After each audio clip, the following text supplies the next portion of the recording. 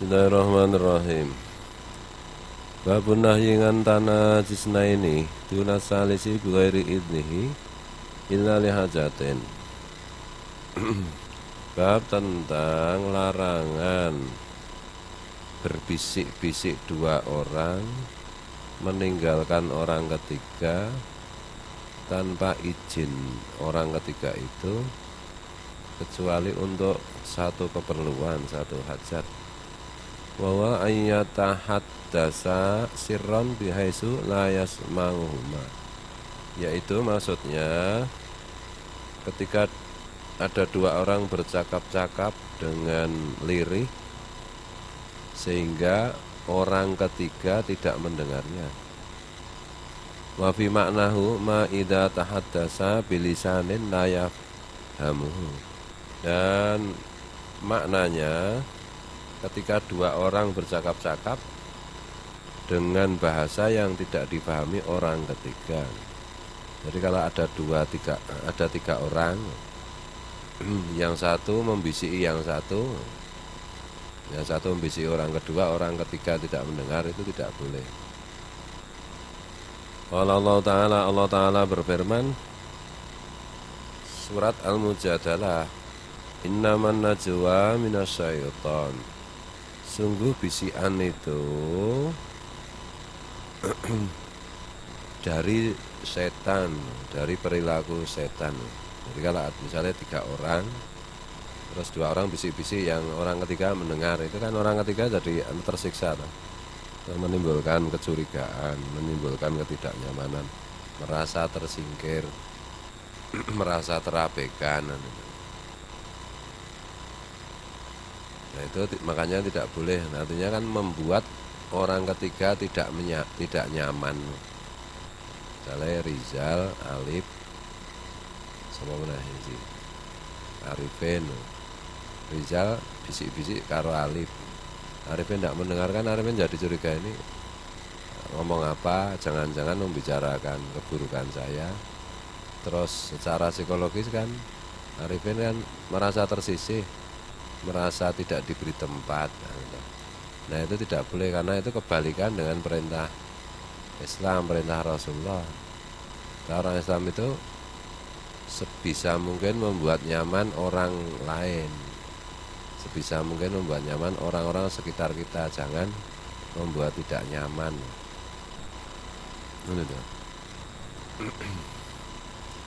Wa Ibnu Umar radhiyallahu anhu anna Rasulullah sallallahu alaihi wasallam qala idza kanu salasatan fala yatanajasnaini duna salisi, muttafaqun alaih, rawahu Abu Dawud.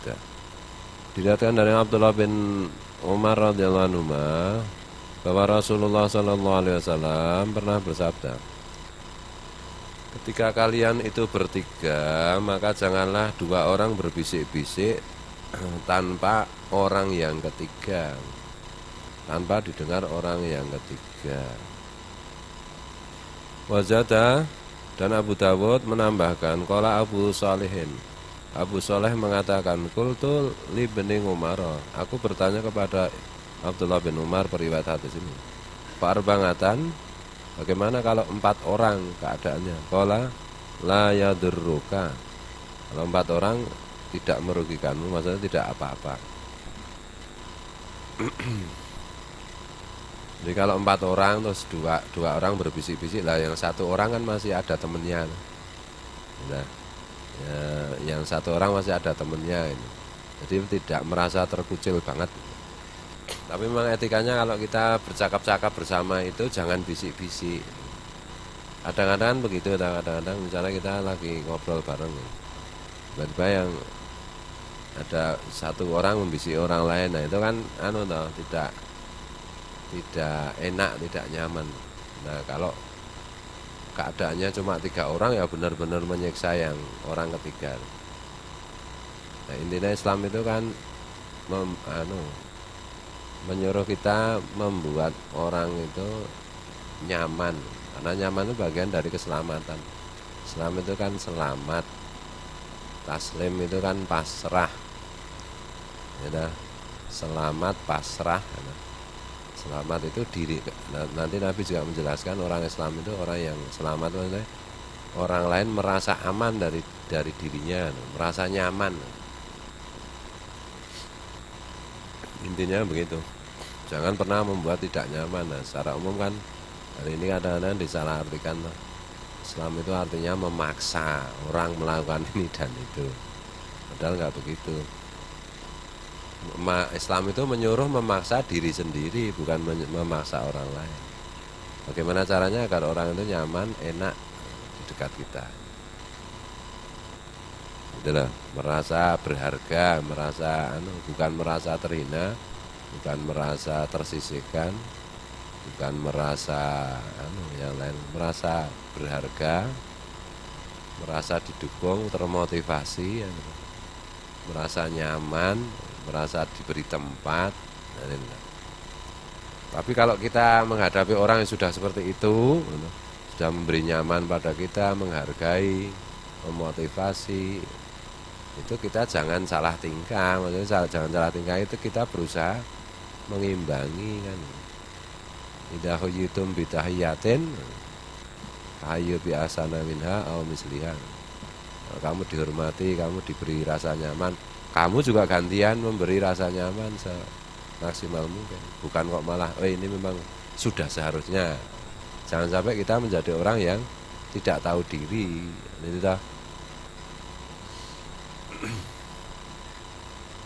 Nah, ini hal-hal seperti ini itu sering dilupakan hari ini, karena semua orang itu merasa dirinya penting, terkenal, hebat, dan yang lain itu nggak penting. Pokoknya dirinya aja yang penting, mementingkan diri sendiri, egosentris. Jangan, kita itu bertentangan dengan ajaran Islam. Bagaimana caranya agar orang itu merasa kalau dekat kita itu nyaman gitu. Kalau ketemu kita itu tuman pengen ketemu lagi gitu. Bukan kapok. Wah, kapok aku ketemu Rizal. Mulutnya, mukanya, itu berarti kita belum Islam itu. Enggak bikin kangen sama sekali, mau bikin muak ya, jangan sampai. Itu loh. Nah, sekarang alasannya mendidik, nahi mungkar apa? Nahi mungkar itu tetap menjaga kenyamanan. Itu. Ini gara-gara itu salah paham memahami fikih, memahami hukum agama. Padahal hukum agama itu ikhtilafnya kan banyak sekali. Dalam satu mazhab aja ada ikhtilaf, bahkan satu orang aja ada ikhtilafnya. Imam Syafi'i itu ada qaul jadid, ada qaul qadim, ada fatwa beliau. Fatwa itu kan pesan atau pendapat, opini, gitu loh. Fatwa beliau yang awal dan ada fatwa beliau yang belakangan, itu banyak bedanya dalam satu hal yang sama, pendapatnya berbeda. Fatwa itu pendapat, opini, gitu loh. Bukan harga mati, bukan ayat suci, gitu loh. Nah, berdasar fatwa terus memaksa orang, padahal cuma pendapat itu. Fatwa MUI itu cuma pendapatnya MUI, gitu loh. Cuma pendapatnya MUI, sekali lagi. Tidak bisa dijadikan dalil untuk memaksa orang lain mematuhi fatwa itu. Karena fatwa itu boleh dipatuhi, boleh tidak. Gitu. Meskipun kita tidak boleh juga asal berfatwa. Tapi hari ini kan semua orang merasa berhak berfatwa. Tapi ya nggak apa-apa, wong fatwanya orang bodoh biasanya juga nggak diikuti. Tapi fatwanya orang pintar sekalipun itu tetap bukan kitab suci, bukan harga mati. Itu loh, iftafti qalbak walau aftau, kata Nabi. Mintalah fatwa, pendapat hatimu meskipun banyak orang memberimu nasihat, pendapat. Itu loh, kalau tidak sesuai dengan hatimu ya jangan diikuti. Itu loh. Ini masalahnya yang dimaksud hati di sini kan hati yang bersih, yang baik. Ya, nah, kalau kira-kira hatinya belum bersih, belum baik, ya ikuti orang yang kamu percayai fatwanya itu berdasar hati yang bersih, yang baik. Kan itu. Maka disitulah perlu berguru beragama itu.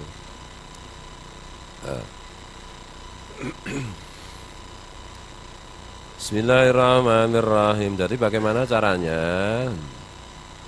kita sebagai orang Islam itu punya kewajiban membuat siapa saja nyaman bertemu kita, pengen lagi ketemu, tuman bertemu. bukan kapok bertemu, bukan trauma ketemu, itu bukan.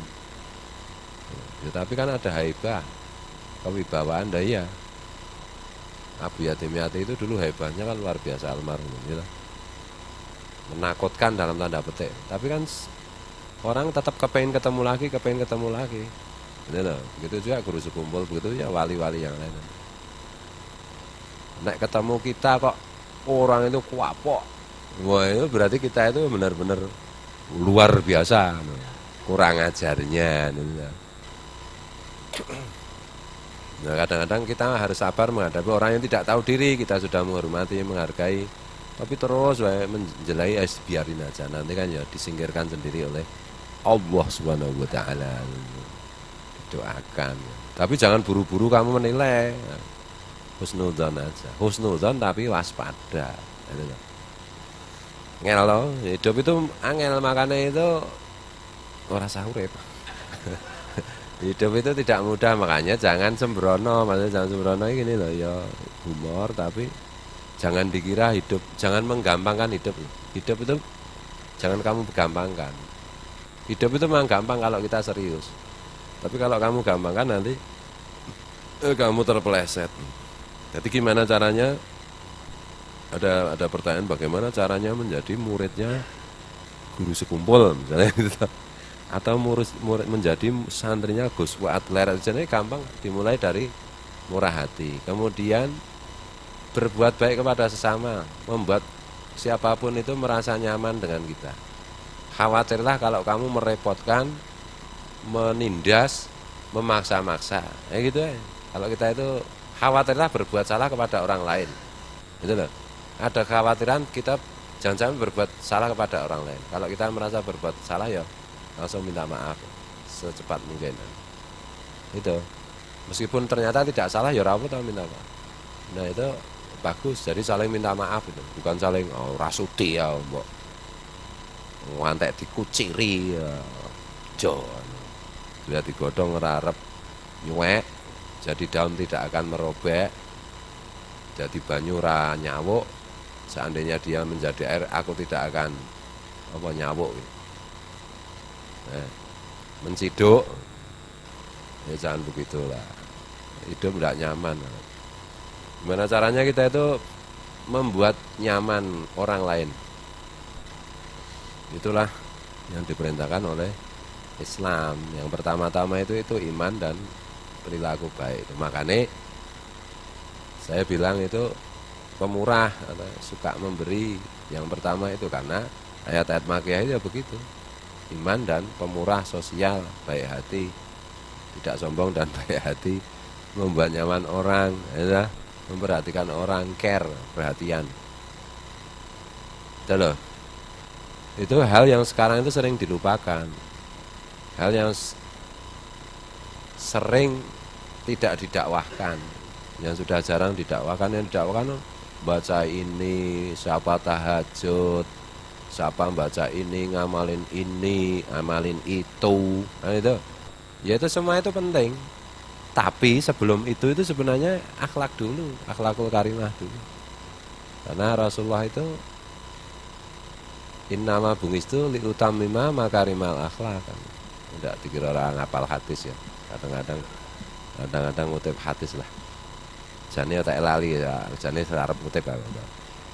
Sesungguhnya aku ini diutus untuk menyempurnakan akhlak. Rasulullah itu rendah hati banget, tawadhu banget. Menyempurnakan akhlak. Sudah ada akhlak disempurnakan. Padahal semua akhlaknya sumbernya dari Rasulullah juga toh. Tawadhu, tidak ngaku-ngaku. Kan itu. Padahal semuanya dari Rasulullah. Nah, dalam konteks ini kadang-kadang itu kita melihat orang Islam itu misalnya merasa teks-teks yang dia baca dari literatur Islam itu sudah cukup untuk memahami Islam, padahal enggak bisa. Rasulullah sendiri bersabda, al-hikmatu dhalatul mu'min, dan seterusnya itu. Hikmah itu kualitas, hikmah sesuatu yang baik itu adalah milik orang beriman yang tercacar dimanapun berada, harus diambil. Gitu.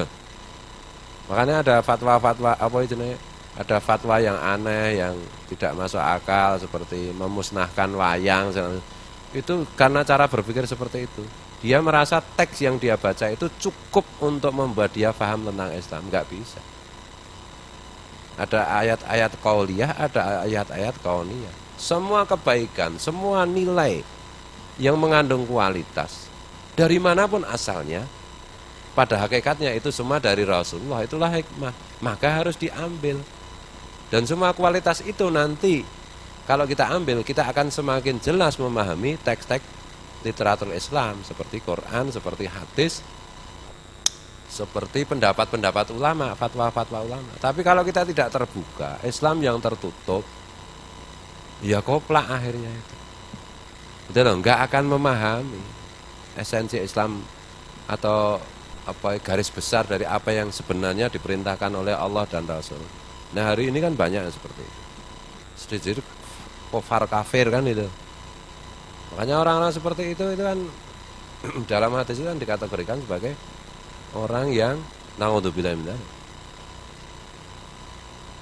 Medeni lah Pak Men. Rasa tak sebut ke, ora oleh disebut itu. Nek disebutkan tidak mandati. Nah gitu. Jadi semua yang baik, semua yang berkualitas, semua yang mengandung hikmah, semua yang sophisticated, yang canggih, yang indah, yang bagus, yang bermutu dari manapun, oleh siapapun, pada hakikatnya itu semua dari Rasulullah. Jadi kalau kita tahu, kita harus mengambil siapapun dia, apapun agamanya, apapun madhabnya. Kalau benar, benar aja, karena kebenaran semua dari Allah, pancaran dari Nur Rasulullah, dari Allah melalui Nur Rasulullah. Itu jangan mentang-mentang, kalau enggak dari orang Islam enggak. Nah, orang Islam hari ini juga tidak sepenuhnya bisa mewarisi semua warisan Rasulullah. Jangan salah loh, warisan Rasulullah, nilai-nilai yang dibawa oleh Rasulullah, yang berasal dari Rasulullah, kadang-kala itu kita temukan pada diri orang kafir, pada diri orang yang berbeda mazhab dengan kita. Itu loh. Jadi secara mudah, Islam itu apa? Islam itu semua yang baik, siapapun yang melakukan, maka itulah ajaran Islam. Enggak peduli itu formal agamanya apa. Loh. Enggak peduli iman atau kafir. Kalau melakukan kebaikan, sesuatu yang berkualitas, itulah yang disuruh Islam. Kita harus mengambil. Dan itu. Bahwa kita beriman, kita enggak usah tiru-tiru tidak beriman, kan itu. Tapi diambil nilai kebaikannya itu. Sesuai dengan pesan Rasulullah. Nah ya, kadang-kadang itu kok dibela, apa kelompok itu, agama itu kok dibela. Enggak, saya membela nilai-nilai yang berasal dari Rasulullah. Nah itu saya tetap Islam, Ahlussunnah wal Jamaah, anti liberal, anti ini kok jari Cak Koren. Dan selalu minum jamu kuat. Itu loh. Nah hari ini orang itu mudah sekali menilai, makanya kadang-kadang itu di sini itu aku pengen banyak membacakan kitab. Itu kadang-kadang khawatirnya begitu nanti malah santri-santri itu salah paham seperti itu yang banyak beredar di YouTube itu, malah jadi Islam itu jadi aneh banget itu, nggak masuk akal itu. Nah padahal asal usul akal itu dari Nur Rasulullah ya. Ya nggak mungkin ya Rasulullah ngajari sesuatu yang nggak masuk akal. Diri beliau itulah sumber akal. Nah, itu.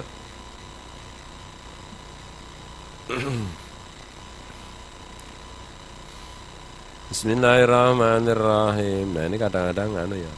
Tapi ya orang kalau tertutup ya memang sukanya menyiksa diri sendiri. Macokisme. Macokisme kadang-kala itu. Macokisme ya. Macamnya ya. Masokisme itu suka menyiksa diri sendiri itu ada kalanya itu berbalut agama. Dia menyiksa dirinya sendiri dan memaksa orang lain untuk juga tersiksa. Atas nama agama. Modiar gitu. Kita nggak usah ikut-ikutan kayak gitu. Dan hari ini luar biasa banyaknya. Ya 5% lah dari. Karena orang-orang benar, orang-orang baik banyak yang tidak bicara masalah. Yang bicara sedikit, yang sedikit itu kamplengi harusnya 5%. Halo, wah, halo. Bismillahirrahmanirrahim. Katanya Pak Kiai nggak akan menyebut nama kalau ngerasani. Nek khusus anggota Salafi Wahabi, saya sebut namanya. Ya, nah, biar ojo kanu. Karena itu saking berbahayanya. Saking berbahayanya. Coba Khalid Basalamah tak sebut, kurang ajar tenan ya. Ratrimo ya rene kamplengi sana. Kamplengi omongan argumentasi, ngono lho, ora kok buk. Gue kan preman gue kayak gitu itu. Kelas preman itu. Aku kan bukan preman. Bismillahirrahmanirrahim. Jadi jangan ikut-ikutan kayak gitu. Coba saya melu Pak Manu.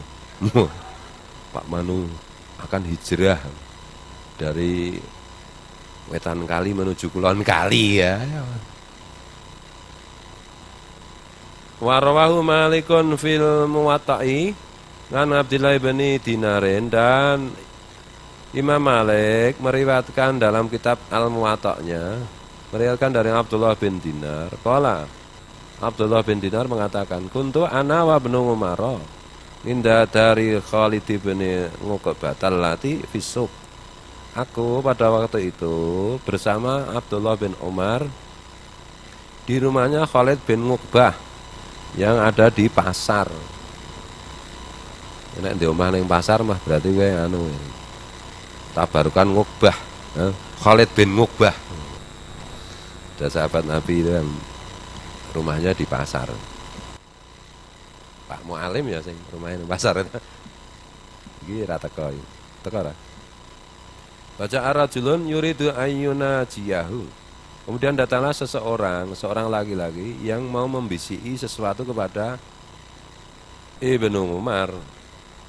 Walaisa manga bani Umar ahadun wairi. Padahal waktu itu tidak ada selain Ibnu Umar, tidak ada selain aku sendiri. Boy Abdullah bin Dinar ada di rumahnya Khalid bin Uqbah. Di situ cuma berdua dengan Abdullah bin Umar. Abdullah no ya dari celok dul no kabeh do anu. Nah, orang Arab itu kan biasanya memberi nama kan satu kata, ning binnya berbeda. Binnya. Kalau orang Jawa kan enggak, supaya mudah itu namanya panjang-panjang. Bambang Panuroto misale gitu loh. Mangan sego ora kepira-pira, jenenge dawa banget satu halaman. Fatanga Ibnu Umar rajulan akhara hatta kunna arbangatan.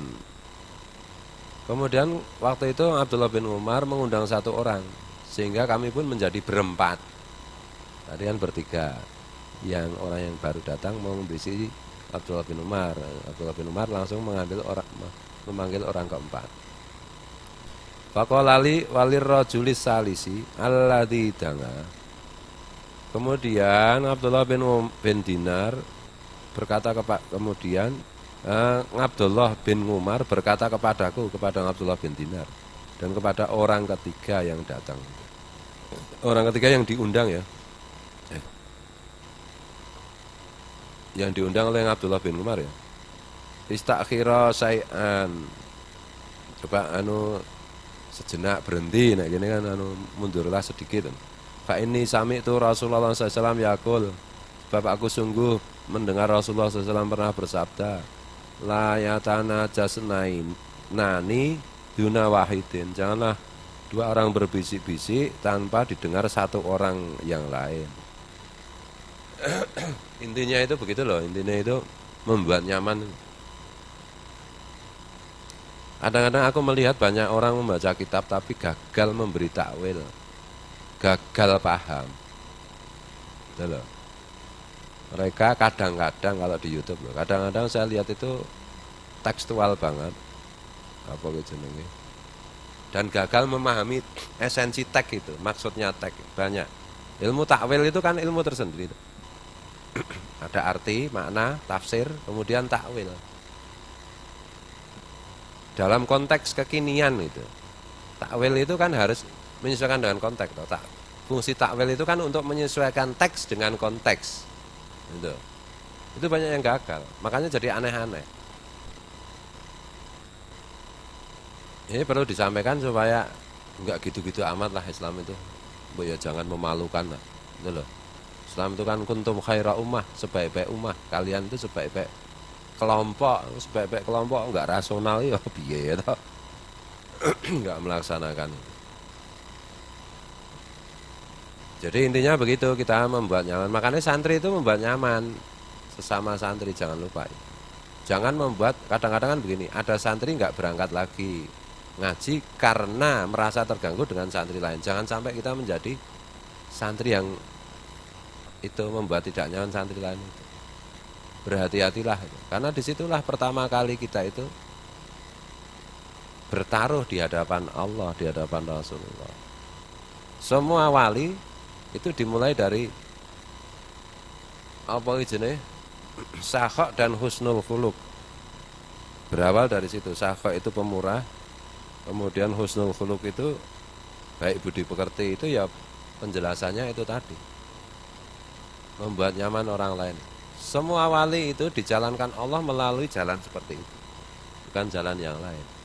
Selalu khawatir kalau menyakiti orang lain, selalu khawatir kalau menyalahi orang lain, selalu khawatir kalau membuat tidak nyaman orang lain.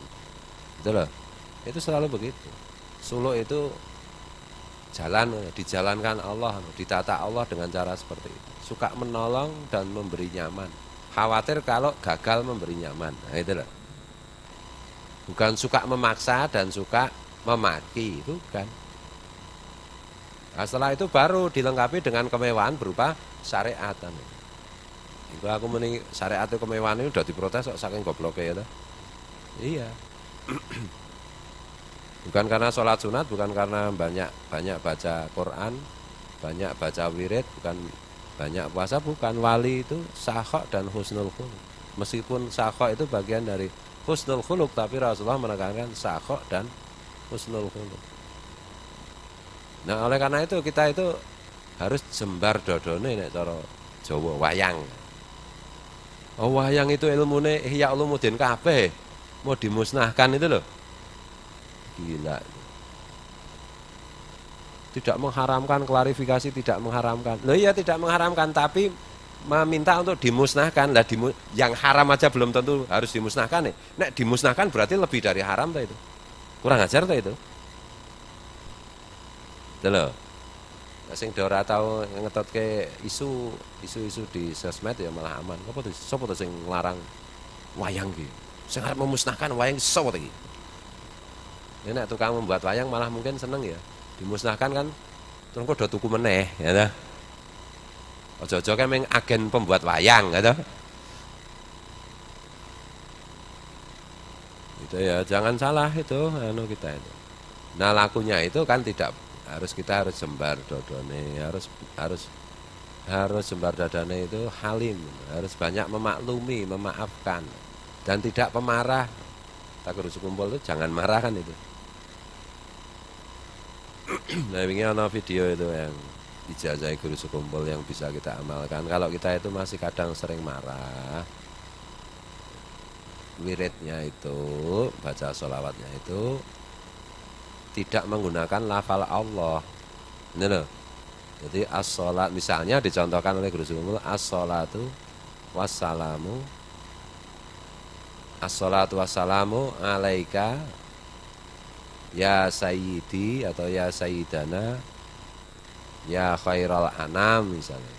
Salat dan salam untukmu wahai junjunganku, wahai sebaik-baik ciptaan. Kan maksudnya kan Rasulullah. Tapi enggak pakai kata Allah. Betul.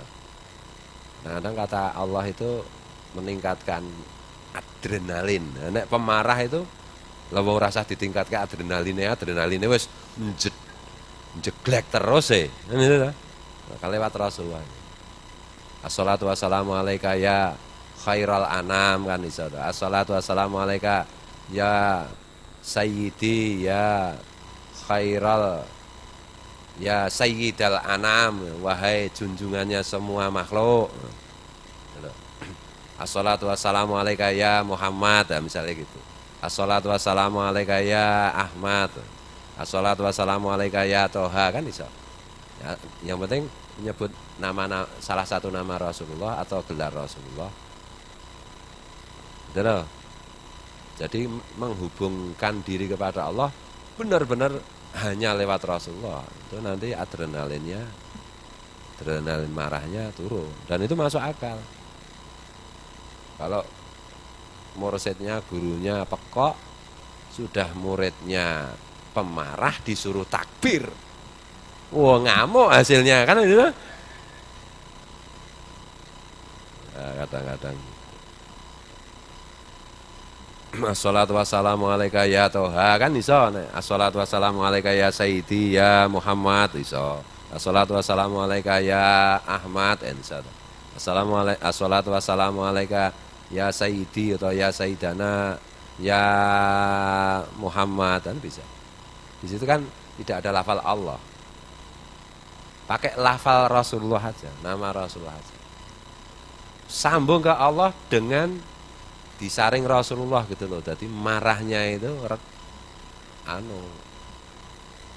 reda. Pemarah nggak mau baca sholawat, apalagi sholawat yang tidak secara eksplisit menyebut nama Allah, tidak mau juga. Hobinya baca Quran dan tahlil serta takbir.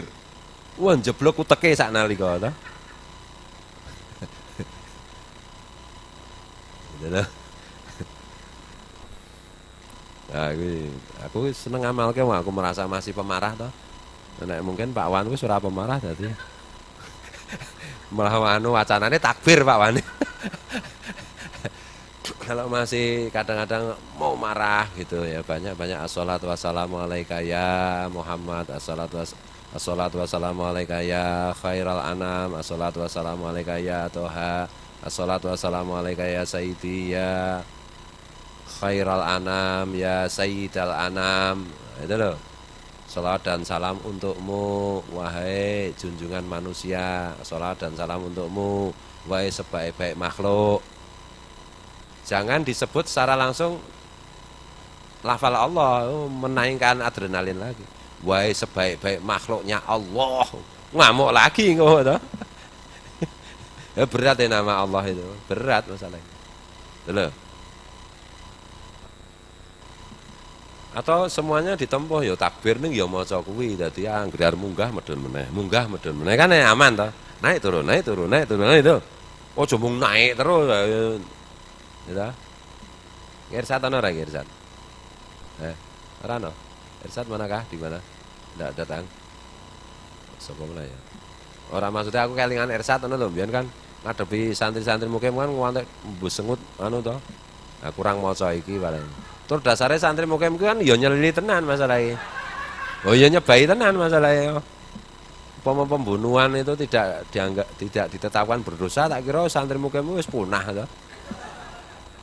Ya, makanya mbok dadi wong ora neson gitu. Jangan mudah marah, jangan apa-apa. Oh, jangan.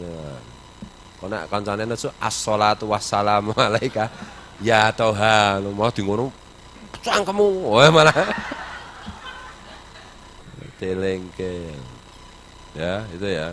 Gimana caranya kita itu membuat nyaman orang, intinya begitu. Itu tidak mudah, memang tidak mudah. Aku nek pinter aja gampang kok, pinter itu. Asalkan kamu download aplikasi Pinterest saya. Pinter. Pinter ini gampang. Kalau berakhlak mulia otomatis nanti pinter. Pinternya langsung ilmu laduni. Ilmu dari sisiku Allah. Tentu melalui Rasulullah kan. Rasulullah yang ngajari langsung, nggak usah kau gimana-gimana. Jangan-jangan aku diajari Rasulullah apa ya? Ya Allah, sukanya kok aneh-aneh gitu loh. Pak Kiai tadi malam saya mimpi ini dan itu. Untung aku itu bukan guru Banjar Indah. Kalau aku guru Banjar Indah, jawabnya beliau begini. Nah, piana banyak guring kan itu toh. Kamu sih kebanyakan tidur. Itu jawaban benar loh itu. Ngimpi itu berarti kan tidur. Kalau dijawab, oh saya nggak tidur, nggak mungkin, mau kamu ngimpi kok. Ngimpi itu adanya di dalam tidur kan itu. Kalau sedikit tidurnya berarti sedikit mimpinya kan itu. Tidak tidur tidak ada mimpinya. Nggak usah aneh-aneh ini. Ya mimpi dirembuk kalau sudah mimpi ketemu Rasulullah berkali-kali. Ya makanya kalau saya ditanya mimpi ketemu siapa, ketemu Mbah Dim, ketemu Guru Sekumpul, ketemu ya ulama-ulama memang tidak bisa dipalsu sih. Tidak bisa dipalsu. Itu loh. Yes, intinya baik, mimpi ketemu ulama itu baik wis gitu. Intinya saya harus bagaimana? Amaliyahnya bagaimana? Yang gue kurang ajar kancamu sapek to. Bendina maca selawat dalail kelakuane kurang ajar ki ya ngopo kan itu to. Selawat yang tanpa huruf, tanpa kata itu, tanpa suara itu ya berbuat baik itu. Ya itu. Tiap hari baca dalail tapi dengan teman ketemu mecucu besengut itu piye to. Ya mana besengut itu rasa ketemu wong lah, itu ketemu tembok ambruk saya to. Besengut no bendino nang kamar besengut mangkel karo Gusti Allah ngono. Tak kira tembok ambruk. Suwe-suwe ta. Gitu ya. Bismillahirrahmanirrahim. Nah agak ngaji ini ya kayak gampang-gampang kok sesuk arep gembira terus ta. Bar rampung ngaji ngono kepethuk kancane ya. Kuwi ngapain? Bali meneh san ya pancen nek dhewe iki mung menungso ta. Ya ora apa paling ora ki wis tau ya-ya-o ta. Kok iya-iya-o. Lah nek pas ngaji wae ra ya-iya-o, lah piye? Pas ngaji wae diajari nesu, ngamuk. Ndai bong kok di luar ngaji ya ta. Dadi teroris tenan kan itu ta. Agak ngene iki dijak guyu-guyu wae kok metu saka ngaji ki iso. Dadi Lion King ya. Itu ya. Bismillahirrahmanirrahim. Dan kita itu supaya nyaman, supaya orang lain nyaman. Salah satu ininya itu kalau tidak ditanya jangan ngoceh. Misalnya aku sama Pak Manu duduk-duduk berdua. Pak Manu ini nggak tanya apa-apa. Jadi gini loh Pak Manu, orang hidup itu harus begini, harus begitu. Lah ngopo ta ya? Wong Pak Manu aja nggak tanya. Rasul kan menyampaikan, kalau kamu nggak ditanya nggak usah jawab, nggak usah cerigis. Nggak ada yang tanya, nggak ada yang minta nasihat menasehati itu. Oh dirinya sendiri aja nggak percaya dengan nasihatnya itu loh. Yang berikutnya jangan ngatur-ngatur Pak Manu nanti kamu pokoknya kalau duduk harus begini, harus begini, harus begini. Loh Pak Manu tidak minta diatur. Kecuali Pak Manu, Pak Kiai saya dekat-dekat dengan antum. Karena aneh, karena ana nu. Karena aneh itu kepengen diatur untuk 2 jam ini tolong diatur cara duduk. Oke siap. Kalau perlu dibunuh boleh. Wah, nah itu baru kan. Baru datang assalamualaikum waalaikumsalam. Duduk sini. Kamu sudah sholat belum? Orang sholat itu harus begini. Ya Allah. Iblis memang macam-macam kan itu. Enggak begitu beragama itu. Enggak begitu beragama. Assalamualaikum waalaikumsalam. Yang datang nggak jenggoten, yang didatangi jenggoten. Bertobatlah saudaraku. Sangkemu bosok. Orang ini tidak minta dimotivasi untuk tobat, kenapa kamu cerewet? Ya alasannya amar ma'ruf nahi mungkar. Oke, amar ma'ruf nahi mungkar itu berarti lisensinya harus dari Rasulullah. Kamu dapat lisensi? Kamu disuruh? Enggak toh? Hawa nafsumu itu. Setan itu yang nyuruh itu. Akibatnya bukan orang itu tambah dekat kepada tobat, tambah benci dengan agama kalau caranya seperti itu. Gitu loh. Agama ditampilkan dengan tidak menarik, ibarat produk ditawarkan dengan tidak menarik, ditinggalkan publik. Rasulullah itu kan pengennya semua orang jadi baik, semua orang jadi beriman, jadi takwa. Kenapa kamu jauhkan itu? Dan itu tuh? Nah gitu loh, kadang-kadang waton semangat, gobloknya pol, wes ngerusak agama. Ya begitulah. Bismillahirrahmanirrahim. Wa an Ibnu Mas'udin radhiyallahu anhu anna Rasulullah sallallahu alaihi wasallam qala. Diriwayatkan dari Abdullah bin Mas'ud radhiyallahu anhu bahwa Rasulullah sallallahu alaihi wasallam bersabda, "Idza kuntum salasatan fala yatana jasnani dunal akhari hatta tahtalitu bin nasi min ajli anna dzalika yahzunuhu muttafaqun alaih. Diriwayatkan dari Abdullah bin Mas'ud radhiyallahu anhu bahwa Rasulullah SAW pernah bersabda, bila kalian bertiga, janganlah dua orang berbisik-bisik meninggalkan yang lain, meninggalkan orang ketiga. Sehingga kalian bersama-sama dengan orang lain, lebih dari tiga. Karena kalau kalian bertiga, dua orang berbisik-bisik, itu membuat susah orang yang tidak jajak berbisik-bisik, membuat tidak nyaman. Nah, termasuk etika kalau kita bercakap-cakap ya. Ini kan kalau dilarang itu kalau bertiga. Tapi seandainya kita tidak bertiga pun sebaiknya kalau mau berbisik-bisik itu harus minta izin yang lain. Gitu loh. Aku mau menyampaikan sesuatu atau pindah tempat. Gitu loh.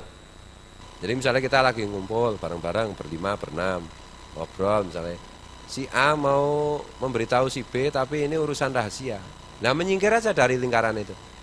Minta izin, saya mau ada ngobrol dikit sama si ini, rembuk berdua aja, gitu loh. Gitu loh, caranya begitu. Sehingga membuat nyaman orang lain. Atau kita menerima telepon, itu juga harus permisi. Permisi ya, saya mau menerima telepon dan tinggalkan tempat itu. Gitu loh. Kan sama aja berbisik-bisik. Ya halo, cen kurang ajar jingok padahal kini agak ngobrol ya. Ya kan ora bener tak kayak gitu itu. Kita lagi ngobrol begini, telepon bunyi, permisi saya menerima telepon, itu menyingkir, menjauh, gitu loh. Karena dulu belum ada HP soalnya.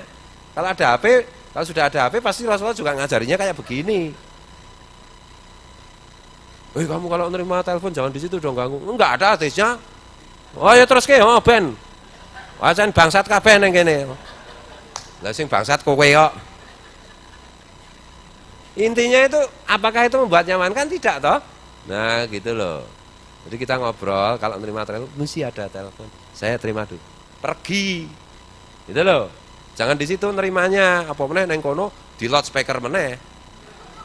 Oh ya. Kecuali kalau nanti ini ada telepon misalnya dari Pak Wali Kutub misalnya. Bolehkah saya terima telepon di sini supaya kita semua dapat berkahnya semuanya. Bolehkah kita loudspeaker supaya semua tahu? Kalau yang satu enggak, ya jangan. Cuma satu kamu yang pergi ya enggak begitu.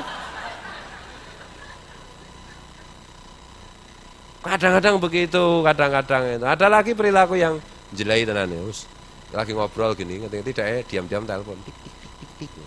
Dengan orang yang ya halo, Pak Ki, telepon ya, ada.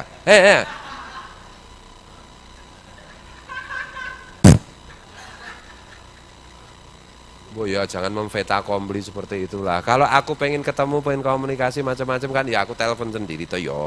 Atau orang itu telepon sendiri dengan aku toh yo. Itu loh.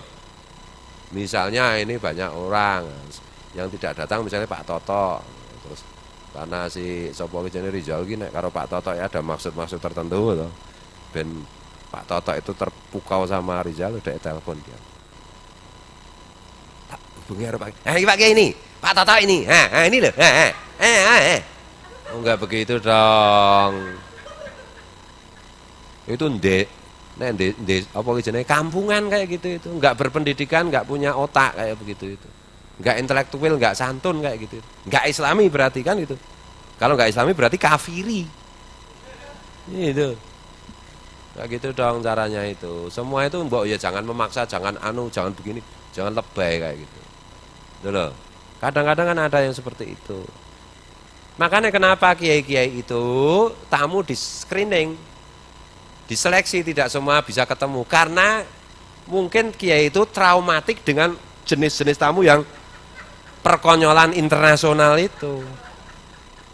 Rusak kalau begitu caranya dunia dan akhirat kan itu. Bukan hanya dunia tapi sekaligus akhirat. Itu loh. Nah, kadang-kadang di tempat umum, itu. Aku biar do Arifin pernah. Lagi ngobrol bisi-bisi, ada orang kosok intelek kan. HP ini nyetel apa gitu berita seru banget. Mendekat di situ. Terus sing telepon-teleponan. Ya ben yuk kita pergi. Arifin bukan kalian ora, pas nang kulon apa. Dicerai meneh. Wah jan wong iki njok dipateni tenan. Jangan begitulah, kita membuat nyaman, kita membuat apa kuwi jenenge tentram, semua pahamilah perasaan orang gitu. Pahamilah perasaan orang. Oh, Pak Kiai juga nggak mau memahami, tahu-tahu pergi mendadak. Kalau kamu masalahnya duluan tidak memahami aku, tadi aku ada panggilan jiwa yang lain ya harus tak penuhi kan itu salahmu sendiri kan itu. Angel ngatur aku ki angel sono. Mau kowe aja coba-coba satu.